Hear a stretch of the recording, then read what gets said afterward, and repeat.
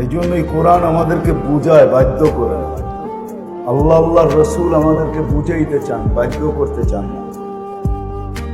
ইচ্ছা যদি করেন তাহলে বাধ্য করতে পারেন, কিন্তু আল্লাহর নিয়ম এটা না বান্দাকে বাধ্য করা। আল্লাহ ইচ্ছা করলে বাধ্য করতে পারেন। এই জন্য আল্লাহ আমাদের সামনে দৃষ্টান্ত রাখছেন, আমাদের দৃষ্টি আকর্ষণ করছেন। উনজুর ইলাস সামাই ওয়া ইরতিফাইহা, মাঝে মাঝে আকাশটা দেখো আর উচ্চতা দেখো, কতটুকু উচ্চতা আকাশ। তারাউনাহু বিগাইরি আমাল, কোথাও খুঁটি নাই।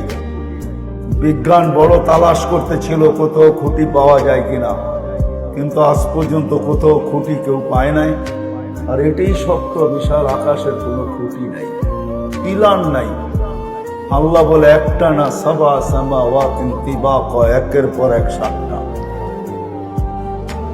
শুধু আল্লাহকে এটাকে বাধ্য করছেন। এই জন্য আরেক হাদিসে আল্লাহ বুঝেছেন, ওয়াদাতু আমরি আলাস সামাওয়াতি ফাস্তাকাল্লা, আমার হুকুম আকাশের উপরে রাখতে দেরি, এটা স্থির হইতে দেরি হয়।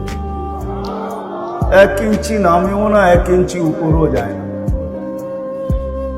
সত্য এটাই, যদিও লম্বা পাশ কারো জানা নাই। এটাই সামিয়ানার মতো না, আকাশের লম্বা পাশ বিজ্ঞান জানে না।